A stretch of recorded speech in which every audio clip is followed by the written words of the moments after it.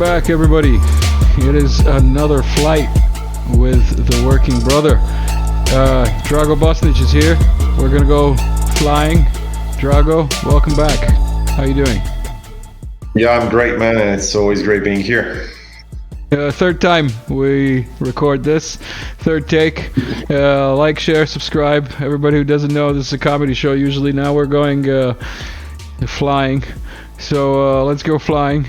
This is our Bell407 that we'll be taking. Let me turn this music down a bit maybe and get the helicopter going. Where is that? There we go. Alright. Drago, you ready to go for a flight? Yeah, I just hope there aren't any CIA kill switches in that one.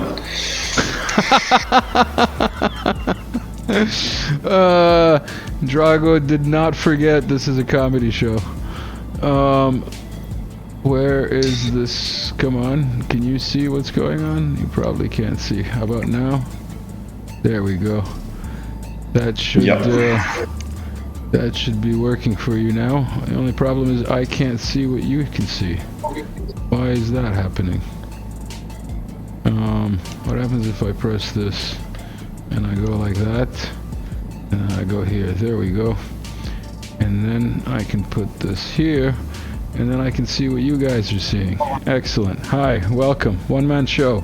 Like, share, subscribe, all that good stuff. Drago, is the music too loud? Is the helicopter too loud? Is everything good? Yeah, all good, all good. Alright. Welcome, everybody. It's our standard airport that we take off from. It's Donetsk airport. Let's actually get in the air and then we'll give you guys a little bit of a tour. I hope that you're getting a better frame rate than I am. Let's put it that way. And we're off.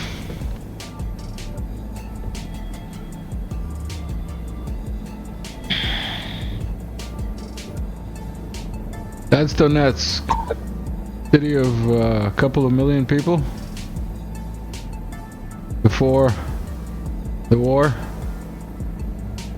and right on the front line for 8 years for those that have been sleeping. Drago, where are we going to be going today? Well, we're moving towards Krasnoarmeysk or Pokrovsk, if I'm not mistaken, if that's the new name. And the interesting thing about Donetsk is I think it still has over 1 million people, despite the fact that it's been a frontline city for 8 years, as you said. So it's pretty incredible how resilient those people are. Yeah. Having been there, I can testify to the fact that, you know, with non-stop incoming artillery, you can just get an idea of the scope of the city as we take off a little higher here. They lived under shelling for 8 years, non-stop basically. And here, let's go outside view a bit. And like you say, every day they're going to work. The streets are clean, the trams are running. You know, it's just insane what people will put up with when forced to. Right below us is the monastery, and that evil tower. Let's put it that way. And we're flying towards Spartak, and then we're gonna continue on to Avdiivka, just to show people the scale. We're doing 150 knots, and we found out with the Soviet-Russian Bear that 100 knots is 180 kilometers an hour. So Drago, what's that in 150 knots? Oh, I presume if that's 180, then that would be let me check. So 100 knots is 180 kilometers, right? Yeah. So that will be 260, right? 270, something like that. Something like that. So yeah, we're going at almost 300 kilometers an hour when we're at full nip, as the British would like to say. All those dots you're seeing on the ground are craters. Those are not glitches in the graphics. Let's see if we can tilt this camera a bit. Yes, there we go. How's the frame rate there? Are you getting like massive frame drops? Yeah, a bit, but that's on my end. I'm not sure if that's what the viewers are seeing. Who knows what the viewers are gonna end up seeing in the end. We tried this before and it kind of worked. Now everything's gotten updated, so it should work better technically. But you never know. But yeah, this bell, hopefully it's not like the Iranian one, huh? Avdiivka. This is Avdiivka, the fortress city, where Bald Bankrupt did a report from during the first year of the SMO, and then he went to visit Russia. What a fool. That's all I'm gonna say about that. Here's the train station on the right.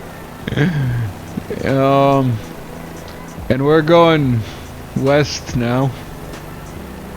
Do we follow that train line? Let's follow that train line. We'll be like those Russian helicopter pilots. Oh, will it let us switch view? Come on, switch view. No, it won't let us switch view. There we go. We'll be like those Russian transport helicopter pilots. Oh wait, we're not supposed to be going that way.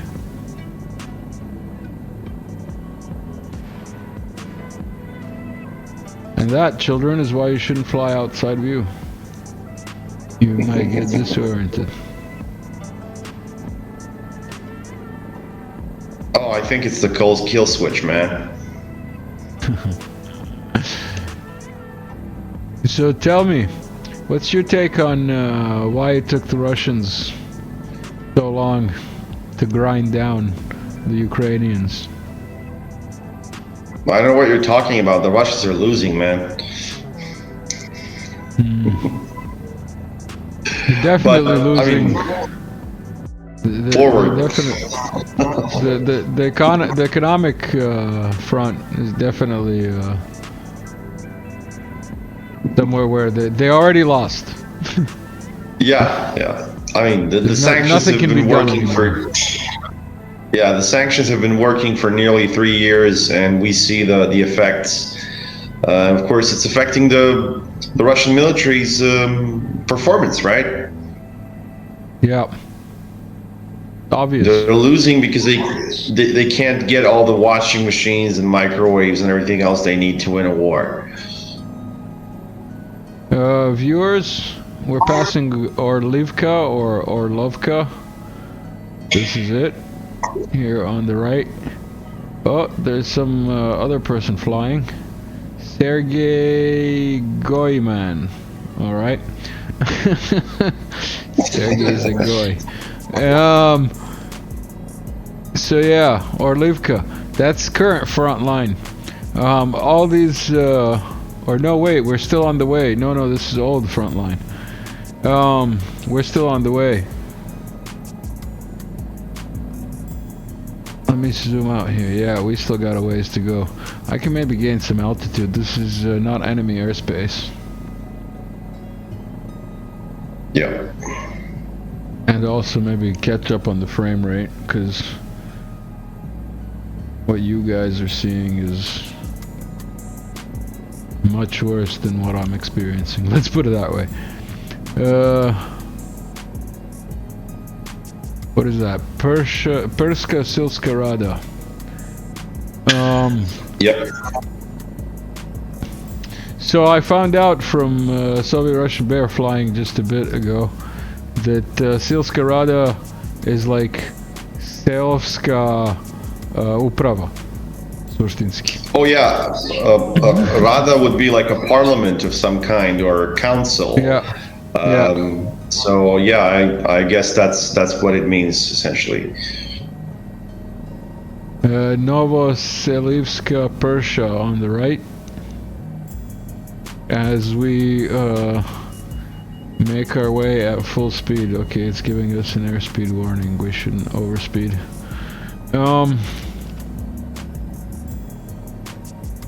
Oh, those are some of the fortifications that were marked on that map.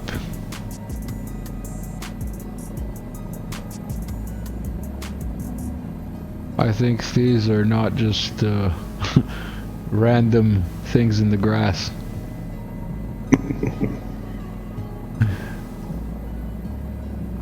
So anybody who wants to go south from this flight towards Ugledar, we went there with a Soviet Russian Bear, and you can check that out. We actually flew right over these trenches previously, because pretty sure these are trenches. Yeah. Although the interesting thing is farmers in the area, they just continue doing whatever they have to do, you know. They continue doing the land and laboring almost every day and just ignoring the freaking gunshots and artillery fire and, you know, continue working with their tractors, which is pretty, I mean, those people living in those areas are pretty tough, so. To be clear, for them I've seen some tractors with cope cages and like harvesters with cope cages because like they're actually getting attacked by the Ukrainians. Novozelanie, new wishes? Something along those lines, yeah. New hopes. Yeah, that's a good message, I guess.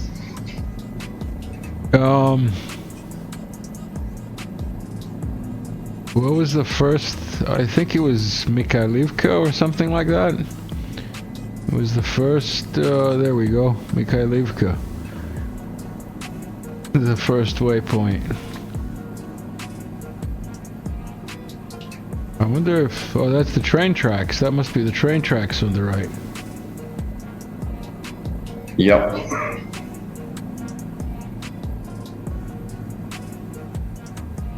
That's the area where they were trying to get all those trains filled with ammunitions and APCs and tanks. And then the Iskander would have something to say about it for the most part. Oh yeah, that is where it is familiar from.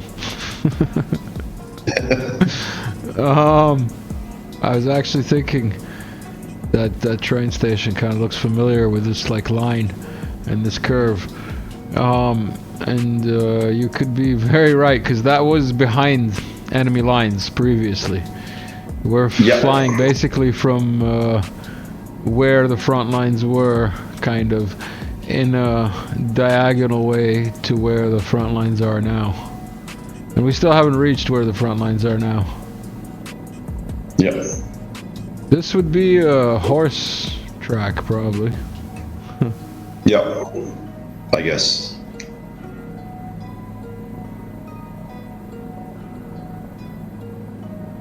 Like, share, subscribe. I'm flying. I can't do the little pop-up thing.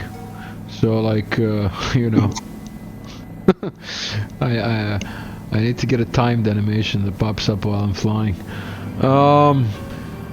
Sukhiyar. And we've got another pile or two piles of these waste dumps, or as they're called, terracones. Yep. And as you can see, they're like the highest thing in the region. Oh, let's not crash. Let's not crash. And let's actually zoom into this map a bit. The area is so flat they need to build hills. Basically. The only hills in this whole area are the man-made ones, basically. Yep. Let me know in the comments, would you get on a helicopter with me? Drago, would you get in a helicopter with me? Sure, man. If I had a death wish. If you had nothing better to do, huh? And a parachute. I'm joking. I would. I wouldn't. You're fucking crazy. No, I suppose I am. YOLO. No, but seriously speaking, flight sim and all that's nice, but the real thing's a little different. Oh, of course. I mean, how many helicopter pilots are there? I mean, in terms of the percentage of the whole population of any country, so I guess the number is pretty low. We are now heading over enemy territory. I'm gonna gain altitude so you guys can see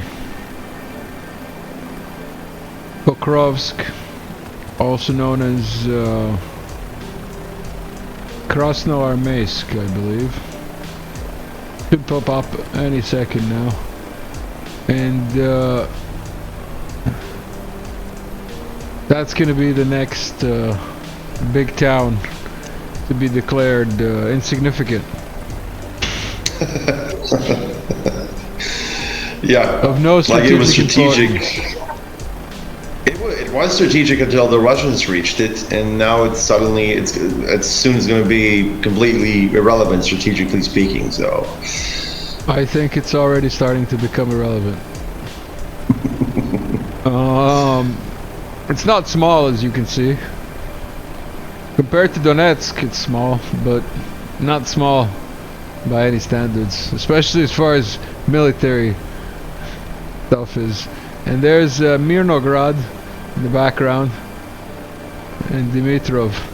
Mirnograd meaning Peaceville.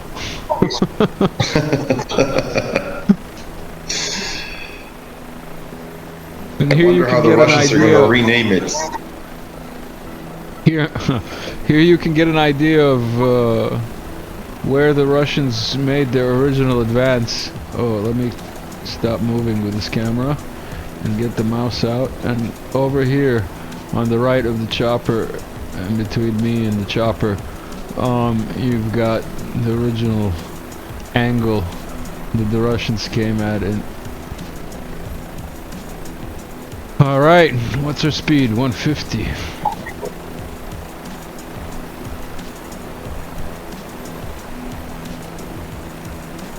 Where are we? We need to go this way.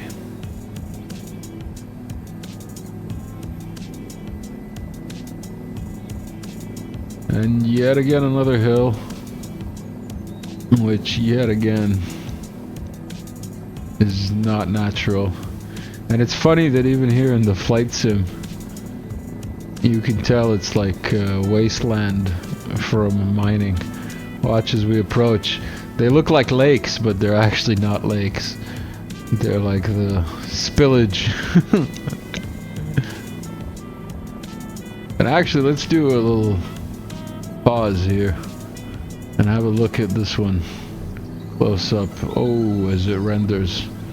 Alright, so here we are on this terracone above Mirnograd, or near Mirnograd. Let me just slow down to a stop and give you guys an idea of how basically it's the only thing in the neighborhood. Oh look, we got a shadow too.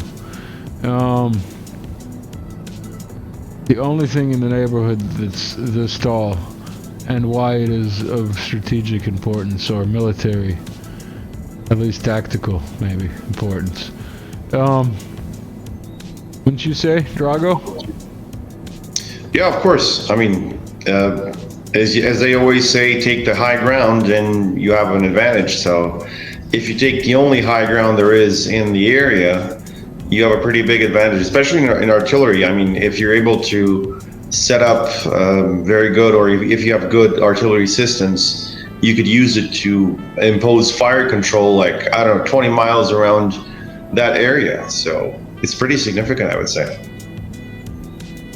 Yes, and we've got the typical industrial area that we just flew over. All of these cities have industrial areas. We're going to Grodovka that way, and then excuse me, I can't mute myself to cough. I usually mute myself to clear my throat, but now I'm flying, plus directing this camera. In any case, yeah, we're going this way, and then we're gonna end up in New York over that way, which is even in Microsoft not called New York. It's called Novoseliske or something. We'll find out when we get there. I mean, Microsoft has always been pro-Russian, man. They're Russian shills, I would say. I don't know. If they haven't listening. changed the names, I mean, they don't support Ukraine enough, man. These are definitely military positions, dugouts, Yeah. entrenched. Oh, let's pretend that there are power lines. Fly over them.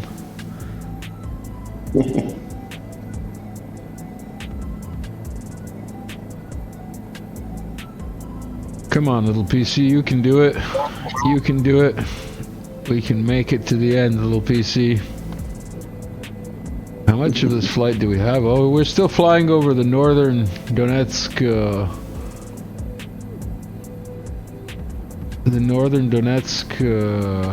battle lines. We still haven't even gotten to near New York. You actually wanted to talk about a lot of serious stuff, and you wanted to like discuss your usual articles. Is there anything that sticks out that you want to cover that we might cover in passing like this without like actually devoting humor to it? Well, I mean, yeah, we could say, you know, that Putin changed the nuclear doctrine, and now the Russians can nuke the shit out of whatever they want. So,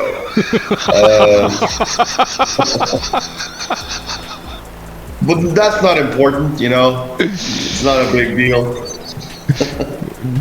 Nuke the shit out of whatever they want, such as Yeah. you want like Well, I already kind of covered it in a talk with Hawken, but you wanna say what you think about it, maybe? Yeah, I mean, it's you know, the whole point is now they can use nuclear weapons against a non-nuclear country that is being aided by a nuclear country that wants to hurt Russia with long-range weapons. So they didn't say it's NATO and Ukraine, or the Kiev regime to be precise. They just said it's a country that is aided by nuclear powers to attack a nuclear power, in this case Russia. So it's pretty clear which countries they have in mind. So, you know, suddenly there's this change of heart for the political West and NATO, and you know, they don't want to mess around, or they don't want to fuck around and find out, I guess, because you know, finding out, you only have it once in this case. You don't have the second chance of any kind, so it's better not to find out, I guess. So they've come back to their senses because it's been punched into their heads at this time. So, I mean, I guess that's the only way for those crazies of the Pentagon to come back to their senses, to have it bashed in their freaking skulls, and then they might have it a bit.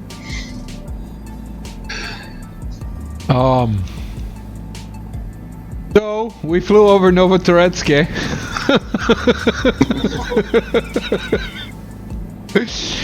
The front line is currently on the right or south side of this river.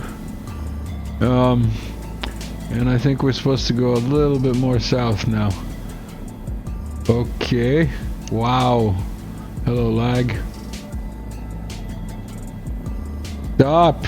Thank you. Okay, yes. We missed our turning. So Putin wants to nuke everyone, huh? That's what you're telling me? Yeah. Yeah, I mean, Putin is evil, man. That was his plan all along, to lose so badly in the front line so that he has to use nukes now. To keep losing forward, I mean. Why would they change the doctrine if they're not losing? Yeah, I mean, that's like, in all seriousness, that's an interesting question because at this point, NATO is desperate because the situation on the front lines is not very good. So the only thing they're left with is some sort of nuclear escalation. And that means like hitting Russian early warning systems, especially radars, land-based radars, or hitting any sort of nuclear capability of Russia or any way, or a capability that enables them to return the favors if somebody dares to attack them. So I guess they realize that the Kiev regime would certainly use these long-range weapons, especially the ATACMS missiles, or I don't know, cruise missiles such as the Taurus or the improved Storm Shadow Scalp EG, as it's called in France. They would use those to attack areas which are like 400, 500 kilometers within Russia. So that's quite a lot. And the point about the Russians, they have amazing air defenses, but their territory is so big that they can't cover it all. It's just impossible. You can't defend everything all the time. Simply, no country in the world has the resources to do it. The US included, Russia included, China included. I mean, for instance, Speaking of, former Yugoslavia, which was... Go on. Finish your point, but remind me to go into China and drones. Go on. Yeah, what I wanted to say, like former Yugoslavia, which had a pretty robust air defense system, actually had only like 30% coverage. And former Yugoslavia is around well over twice, well over 2 times smaller than Ukraine. So you can imagine like how many these SAM systems you need to have just basic coverage. And the point is, if you want coverage against all sorts of targets, you're going to need a lot of short-range systems. And short-range systems, well, they are short-range, so you need a lot of them to cover a certain area. And since cruise missiles are very difficult to detect at ranges of more than 30 to 50 kilometers, that's where the short-range systems come into play, because the long-range systems such as the S-300, S-400, they're more like anti-high altitude systems were designed to shoot down high-flying and heavy aircraft. And of course, cruise missiles, especially stealthy ones, are very difficult to detect because they just fly too low. They have a lower RCS or radar cross section than most other missiles and other aircraft. So that's why you need very good short-range systems, and a lot of them to have a good coverage. And since Russia is Russia, I mean, the largest country in the world, that's very difficult to do. So they certainly would have, NATO and the Kiev regime would have a lot of ways to hurt the Russians at long range. And then Russia is then forced to play the nuclear card because simply, they can't defend everything all the time. And they just wanted to make sure that... I gotta interrupt. Look at this beautiful gem here on the left. Oh yeah. Look at this. This is beautiful. Yeah. In a military planning kind of way. Yeah, it also looks quite effective. I see a hole from one side. The hole is on the west. Well, that would make sense. You can tell who built it if the entrance is from the west.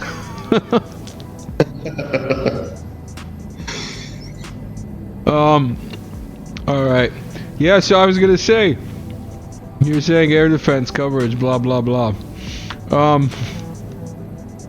As we were discussing one time in person, you brought up that like an airbase even can be swarmed with drones these days. That like basically any air defense is, you know, pointless or mute, as one would say, moot. Yeah. I mean, there are ways to prevent the usage of drone swarms, and it's always the electronic warfare systems. Those are like the best systems to suppress most drones that are launched at your position, but you can't suppress all of them all the time.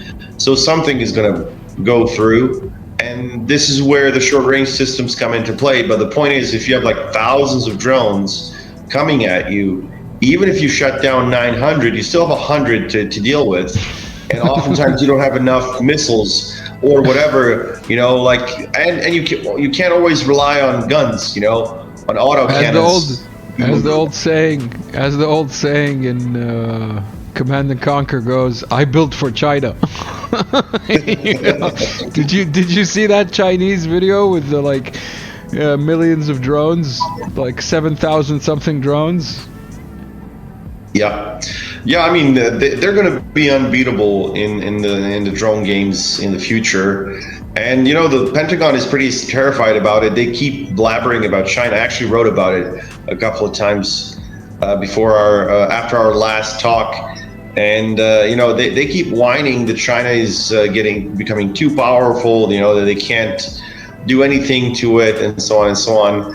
You know, but they keep antagonizing China. They keep encircling with missiles and missile launchers, and I'm not talking like missiles with a couple of 100 kilometers range. We're talking about like strategic medium to intermediate range missiles such as Tomahawk or the new SM-6, which has an extended range. It's also has these land-based launchers, so you can put them on islands, you can put them wherever the hell you want.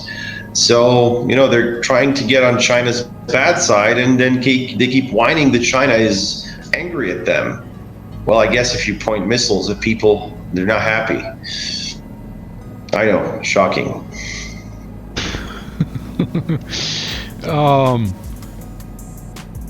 Shocking. I agree. Almost as shocking as I remember my shock. Like now, it's normal that I find military entrenchments inside Microsoft Flight Sim. But when I first got the game, and then this whole thing started with the SMO, it was extremely surprising. Yeah. We're passing Ceramic at 115 knots, ladies and gentlemen.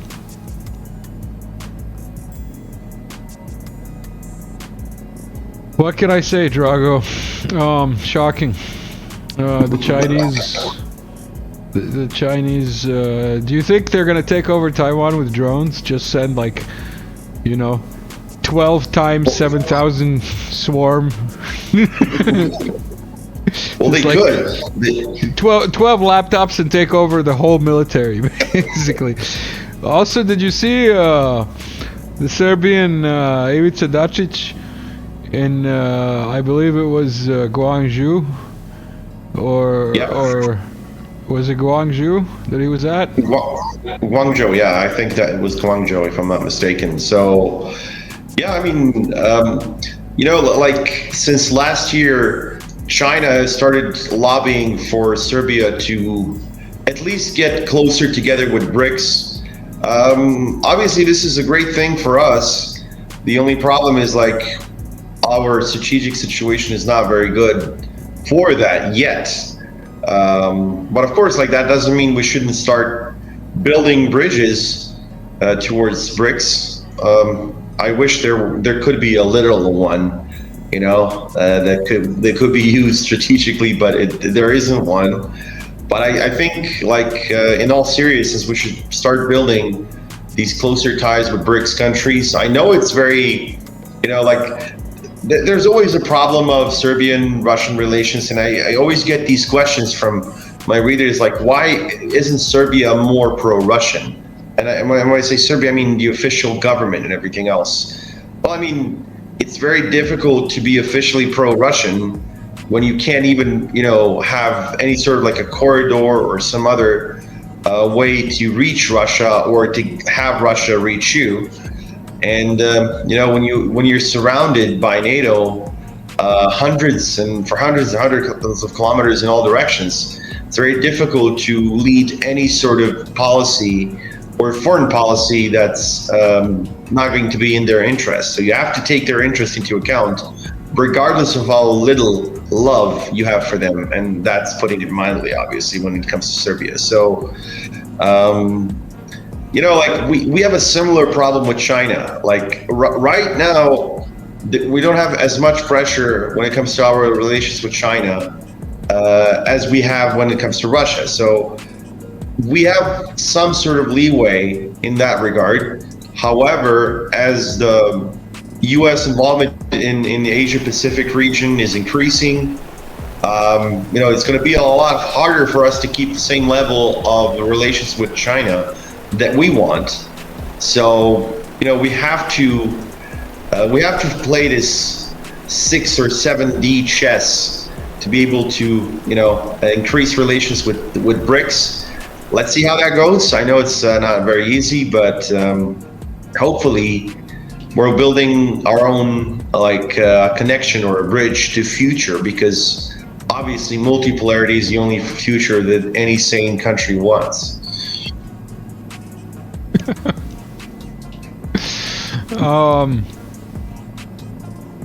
Drago, good cope. What can I say? 7D chess. Just say you sold out. Say that they're paying your bills. Yeah, they started, and they insisted it has to be, more D chess, because that makes them sound smarter. For people who might be wondering, we have started flying north towards New York. This is where the current front lines are.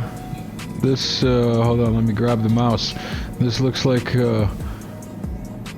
some factory supply depot area.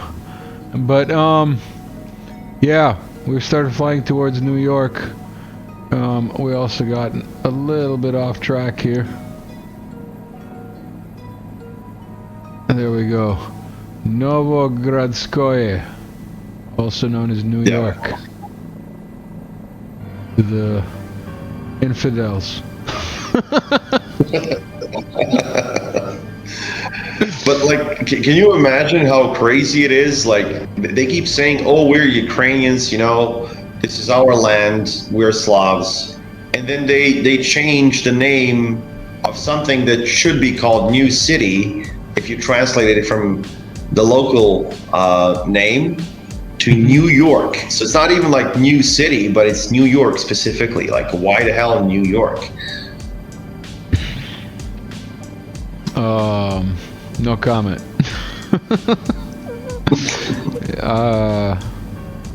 Really no comment.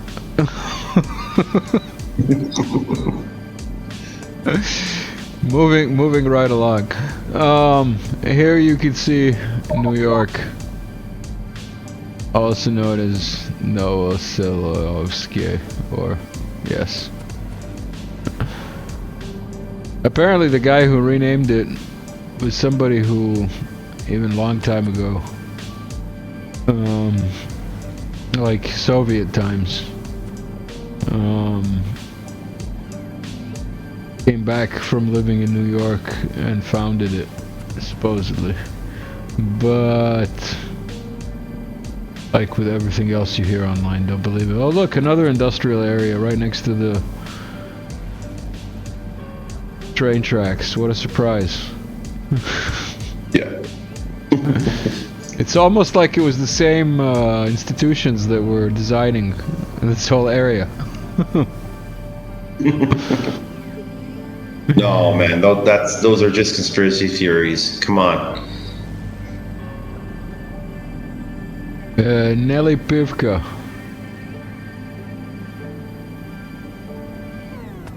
Leodinivka and Petrivka coming up, and then I believe we're taking a left and we're gonna go to some new little airport behind enemy lines and call this a flight. I'm pretty sure. Let me see here. Yes, we're flying by two little airports just for the sake of reconnaissance, because I was telling Soviet Russian Bear, I don't know if I mentioned it in this flight, that a lot of new airports have appeared in this area. It's like as if airports that were registered by the satellite imagery that would normally be generated everywhere around the world were not generated until the Russians advanced, and they stopped using these airports as drone bases, basically, and or helicopter bases, and then they appeared in Microsoft Flight Sim. That's a conspiracy theory that I have.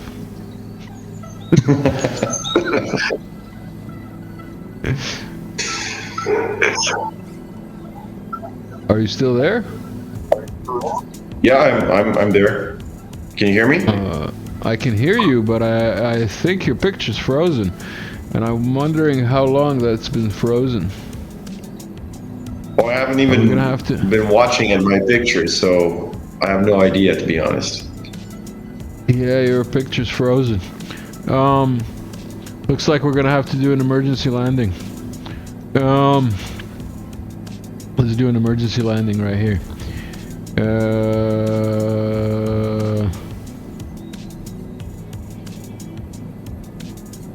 Wow, it's lagging.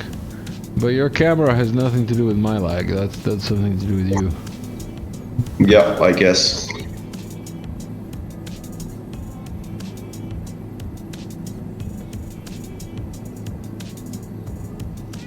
It's still on, so it should work. Uno momento, we'll be down and we'll call this a flight with some technical difficulties because, you know, why not? Ouch. Ouch. Not the best landing. Not the best landing at all. Drago, you're frozen. I'm here. I'm able to move. We can hear you. Do you want to say anything? Did you enjoy that flight? Was that acceptable? Yeah, I mean, come back for another flight. Sure, of course. All right, whatever. Excellent. Everybody who stuck around, like, share, subscribe, all that good stuff. Catch you later.